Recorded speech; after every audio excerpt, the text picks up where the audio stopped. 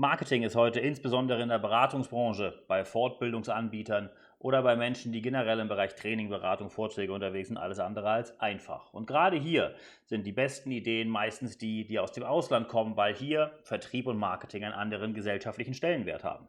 Insbesondere deswegen und weil wir auch wissen, dass unter unseren Hörerinnen viele aus diesem Bereich sind, haben wir uns mit einer internationalen Marketing-Expertin zusammengesetzt. Chantal Cornelius, hier im Interview. Das Interview wurde auf englischer Sprache durchgeführt.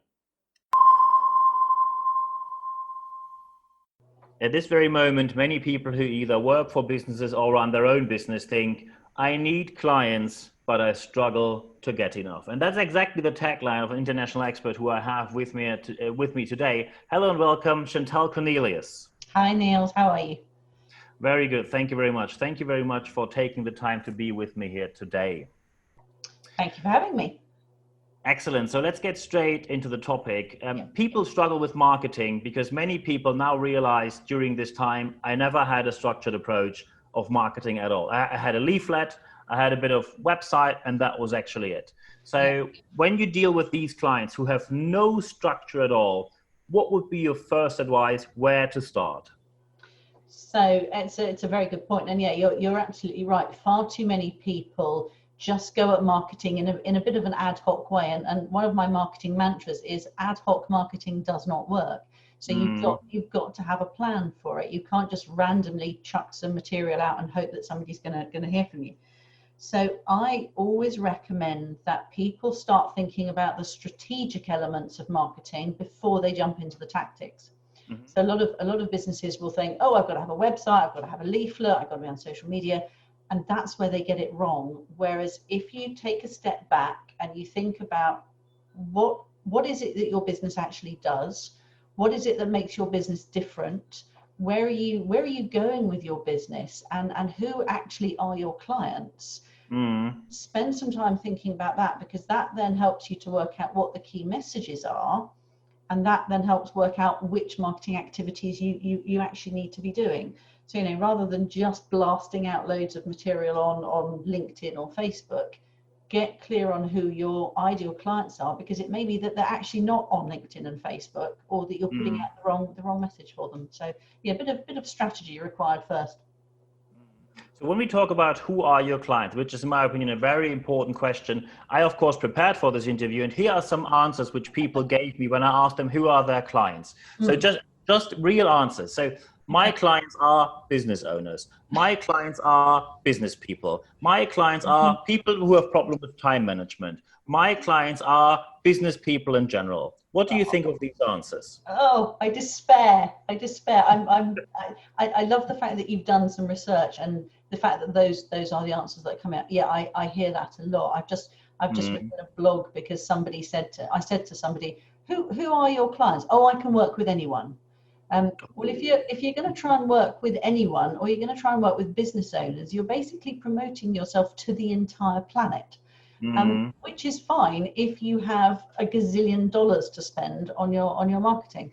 So yeah, anyone who thinks that they can work with anyone is sadly mistaken. So it's like these days, I specialize in working with coaches, business coaches.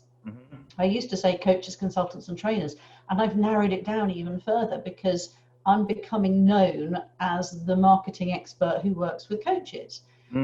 But a lot of people say, oh, but doesn't that exclude people? Well, yes, it does. So if a consultant comes along and says, oh, please, I'd love to work with you, if they're an ideal client for me and they tick all the boxes, I will probably still work with them. But it makes my marketing so much simpler when people know that I specialize in working with coaches.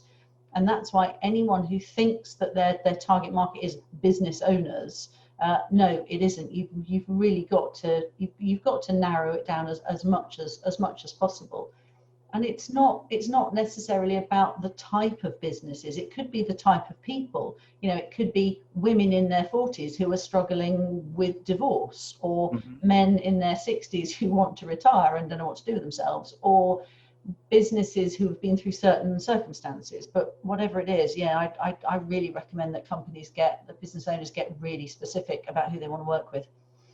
Yes, and exactly that will be my next question, which you now at least partly answered. When people think of who are my clients, people are very afraid of excluding someone and then make the wrong choice. Yeah. How can people be sure that when they narrow it down, and of course, as you said, they will exclude people, how do they exclude the right people and still find enough people who are willing to pay them for their service, especially when it comes to, for example, coaching?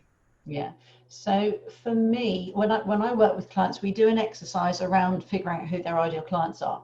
And a lot of the time it comes down to beliefs and values. So like attracts like, you know, we work with people who we like, and we like them because we have things in common with them. And so if, for instance, I'm quite a bouncy, energetic Tigger of a person. I don't like working with people who are slow and depressed and always complaining about the weather. So anyone who approaches me like that, I know that I'm never going to work with them. It just doesn't happen. So by getting clear on who your ideal clients are, you can start to attract the ones who you want to work with, and gently put off the ones who you don't want to work with.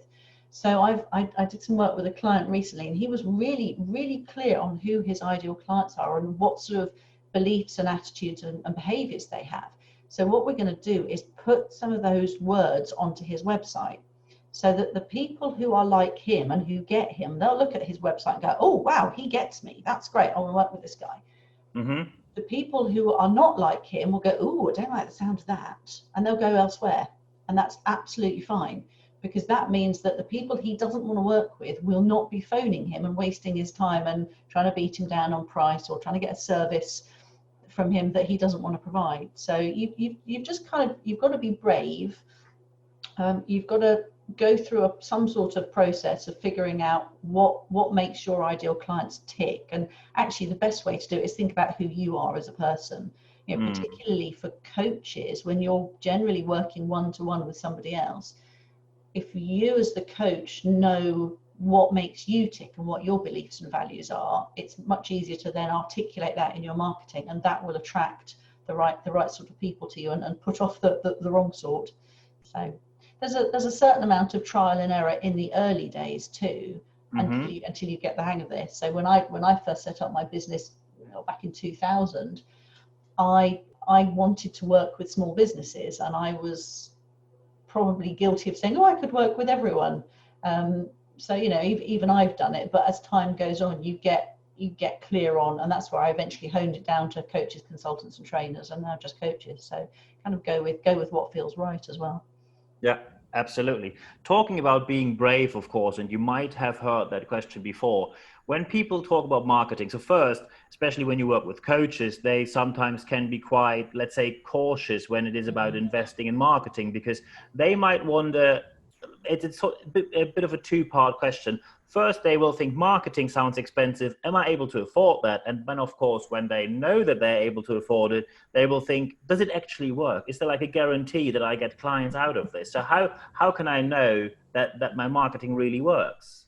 Okay, so firstly, marketing isn't expensive. There is a huge amount of marketing that coaches can do that costs virtually nothing. So most coaches will get most of their business through recommendations from contacts and happy customers, or from networking, whether that's online or offline, whether it's one-to-one networking or in a group. At the moment, my existing clients, 40% of them have come to me because they've heard me speak at an event. 25% have come through a recommendation from somebody, and 20% have come through meeting me at a networking event. So the only cost to me is, well, at the moment there's virtually no cost because I'm doing all my networking and speaking online. But so it doesn't cost me to generate referrals. It costs me when I send somebody a bottle of champagne to say thank you for referring me to a great client. So if coaches, to start with, look at what networking and speaking they can do and how to generate recommendations, those are the best marketing tools they can use. And yeah, like I said, they don't cost very much. In terms of what they're going to get from it and will it work, marketing works when you get it right. The challenge that a lot of coaches have is they still have to do the sales piece. So you could invest in a marketing expert or mentor or somebody to help you to generate the leads, but the coach still has to do the sale. They've still got to phone the potential customer and say, do you want to pay me some money? And this is something that an awful lot of coaches struggle with, because they don't have the confidence, especially if they're new to business. Yes. But this is where when you get your marketing right, when you know who your ideal clients are, they will turn up. They will come to you and go, hello, I've heard about you. I'd like to work with you. And then it's much easier for a coach to say, great, when should we start? Without going, well, how much money do you want to spend? So coaches need sales help as well as marketing. Yes. I fully agree. And that is an important distinction, I think, because you have more and more offers on the market where people say marketing and sales are quite similar. Some even claim marketing and sales are the same. So you would disagree with that claim? I do, but I think that when you get your marketing right, the sales piece is very, very easy. Yeah. So I was speaking to a potential client yesterday who's a coach, and I have a sales process that I learned quite a few years ago, and it's all about asking questions, and coaches are very good at asking questions, so they should be able to do this. But it's also about looking at what value you're going to give to your customer. So if you just go straight in and say, it costs X thousands of pounds, they're going to go, whoa, that's expensive. But if you talk to the potential client about what value they will get from the investment, how many new clients they'll get, or whether they'll be able to give up smoking or move to the new house they want, or whatever it is, focus on what value they're going to get. It's then much easier for the potential client to buy into you and go, yeah, I want this. I need these results. Almost the client yesterday, we almost got the first date booked in the diary before I said, do you want me to tell you how much it costs? And he was like, oh, I suppose I should know, but I'm going to do it anyway. Yeah. Because I'd already shown what value he could get, not specifically, this is how much money you will earn, but he could see the value that he was going to get from working with me. So, yeah. Excellent. So when people are now, to wrap this whole interview up, when now people are sitting there and think, wow, I really should get into marketing, what are Chantal Cornelius' top 3 tips to start with marketing from today? Top 3 tips. Oh, my ABC of marketing.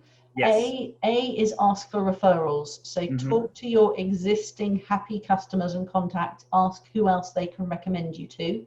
And when they do recommend you, send them something lovely like a box of chocolates or a bottle of champagne. B is business networking. Get out there, even online, go out and network, go to where your ideal clients hang out. So I network with lots of coaches because I work with lots of coaches.